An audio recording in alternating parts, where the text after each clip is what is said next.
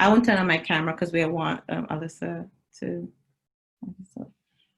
So we wish to acknowledge this land on which we are hosting this conference and the land the University of Toronto operates on. For thousands of years, it has been the traditional land of the Huron-Wendat, the Seneca, and most recently the Mississauga of the Credit River. Today, this meeting place is still the home to many Indigenous people from across Turtle Island, and we are grateful to have the opportunity to work and live on this land. Thank you. Great, thank you so much, Binta. And I wanted to congratulate the Women and Gender Studies Graduate Student Union, and especially the work of Binta, Sam, Ezra, Darlene, and Ferdy for all of the amazing organizing that has brought us together in this virtual space and in these strange and difficult times to share your work and learn from each other in a nurturing environment. And it's truly a tribute to the work of the Graduate Student Union. And for those of you not in WGSI, the GSU was really sort of launched last year and has just done amazing and beautiful work. And the only thing I wanted to urge you all to consider as you move towards the last 2 days of the conference is to think about an online journal and a way of really curating and archiving the wonderful presentations that have come out of it. As you move into the second day, and before we get into the second keynote by Anjali Arundekar that I'm really excited to hear, I want to just briefly put a few provocations into the mix, or perhaps I should say that what I want to make explicit are a few provocations that were identified by Jackie Alexander and Kathy Schlund-Viles yesterday, because I've been sitting with them and their presentations since they gave them yesterday morning. So these remarks have been prompted by the resonance, I think, that we all sensed across what both of them so generously offered. And Robert actually mentioned this at the end of Kathy's presentation, as they reflected on what it means to be doing this work in this moment. So there's a lot that I could say, but in the brief time I have, I just want to pick up on one or two things. I heard them inviting us to consider what it means to be a graduate student in an academy that is overwhelmingly governed by a neoliberal logic, a logic that cuts across the various institutions you are located in, but which is also specifically inflected depending on whether you logged in yesterday or today or tomorrow from Central European University, from UC Santa Cruz, from the University of Ottawa, from Dartmouth College, depending on whether your university is a large research institution or not, depending on whether it is publicly or privately funded. What is the horizon of your imaginations as graduate students in this moment, where, as Jackie put it, we have learned to become intimate with the fact of our own mortality? What I took away from yesterday's two opening talks is that it matters that you grapple with the question of what precedes and accompanies you into the academy. And I was reminded of a graduate class years ago where Jackie asked my students not what their best questions were, but actually where those questions came from. And this was something that turned out to be a much more difficult, but I would argue easily the more meaningful challenge. In fact, in that class, she locked the door and told everyone to take off their coats and settle down for a long and involved discussion of what she was putting to them. That is to say, she asked them to identify the stakes of their curiosity, because, as she reminded the class, every theory begins as autobiography. This is not a straightforward nor easy endeavor. And in fact, your research journeys as graduate students, what Jackie has described as the itinerary of your idea, those journeys are in large measure a search for those answers. Both speakers also put the issue of discipline and interdisciplinarity on the table yesterday, two terms that haunt women, gender, and sexuality studies in terms of the politics of legitimacy and institutional recognition. This is both promise and peril. What Kathleen Schlund-Viles referred to as, quote, the sunsetting of gender and sexuality and ethnic studies across the US, end quote, is tied to the increasingly aggressive dismissals of these programs under the alibi of austerity.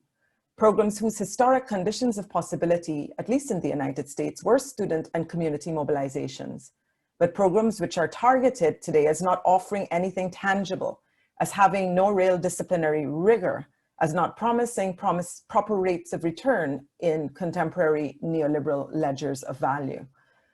These external threats are real, and it certainly is no easy thing to do your work in this context, to feel as if you're constantly looking over your shoulder, agonizing over how you present your work, thinking about how to shape shift for grant applications, worrying about how you make yourselves legible.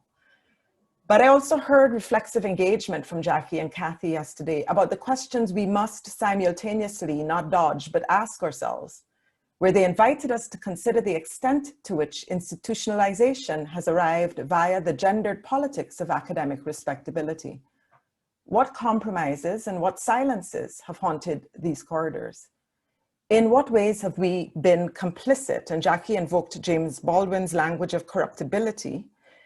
In what ways have we become complicit in the proliferation of, for instance, the endless task forces that Kathy referenced yesterday, or the language of equity, diversity, and inclusion, that shorthand, which we could perhaps say has created avenues of upward mobility for predominantly white women, many who explicitly name themselves as feminists, so there's the rub.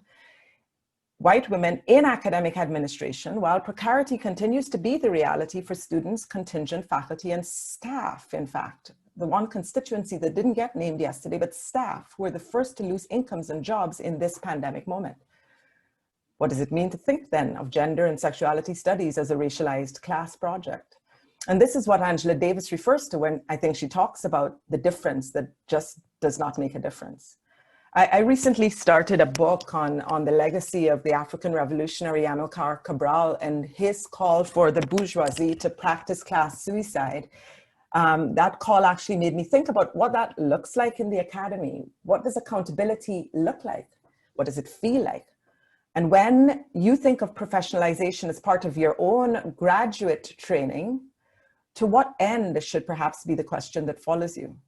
Does it reproduce the notion of individual achievement and meritocratic excellence devoid of context and community? Does it sever your connection with those who constitute your conditions of possibility? And on whose shoulders or backs do you stand? And what, therefore, does paying it forward or reconnection or even reparation look like? This is not to say that the interdisciplinarity that both Kathy and Jackie advocated yesterday as distinguishing the intellectual, political, ethical project of women, gender, and sexuality studies is not disciplined methodologically and analytically.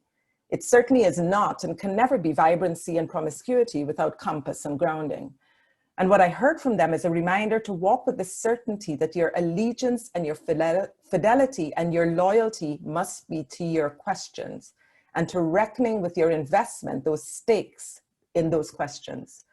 Let that lead you, and always ensure that your questions are not disciplined by your discipline. This takes work, and for the students who work with me, they're certainly tired of hearing me speak of discipline that is actually wedded to a radical ethic and politics.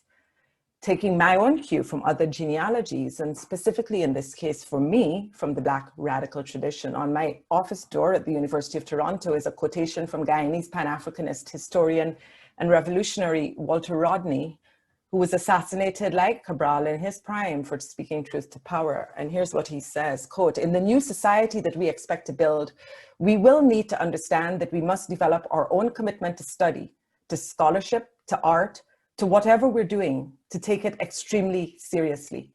Yes, we must confront an older order with a new discipline, with a new mental and intellectual discipline, with new habits of work, etc. We must have our work ethic, and it's a very important ongoing factor, provided we don't take ourselves too seriously or take the system too seriously, provided we move towards understanding that we're working seriously to establish an alternative as distinct from working seriously to participate in the system," end quote.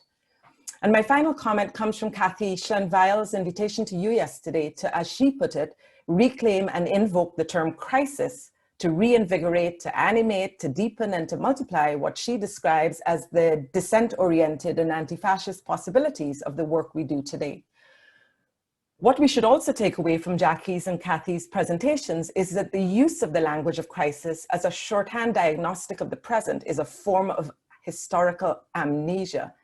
It's just plain rude and bad manners to your ancestors, as we would say in the Caribbean. And in fact, it reproduces the violence that has never left.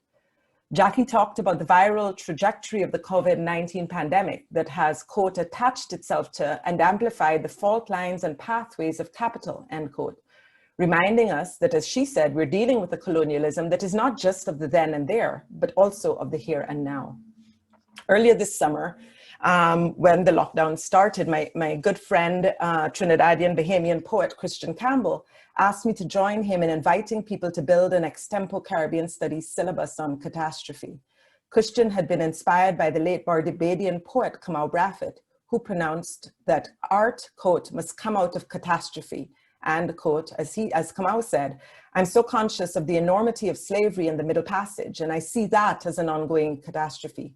So whatever happens in the world after that, like tsunamis in the Far East and India and Indonesia and 9/11 and now New Orleans, he was writing in 2005, to me, these are all aspects of that same original explosion, which I constantly try to understand, end quote. Towards the end of her remarks, Jackie noted yesterday, quote, repetition is no error in grammar. It is intentional as a way to follow the innards of practices that are deeply ingrained, practices whose effects are long-lasting, end quote. I don't know how many of you caught her term squatter colonialism as a diagnostic. She used that term squatter colonialism twice yesterday. And it really made me stop in my tracks. It stayed with me since yesterday. I went to bed thinking about it. I woke up this morning and I've already written Jackie to ask her to explain it some more because it opened up all kinds of things in my head and in my body. And I think that's the kind of work you can do, that you should do, that you must do as graduate students in order to do the work of exposing and tracking without reproducing the violence and paying tribute to while extending the knowledge and practices of those who continue to make your work possible. So let me end today with repetition as an intentional practice here, and with Jackie's closing and generative invocation to us all that, and these are Jackie's words that I end with, quote, there is a call to which we must also answer, a call to reunite to our purpose with the promises we made before birth when we were formless form, pure energy, reunite with that purpose that will whisper in our ear the reason that we came. That too we must know as freedom. Thank you.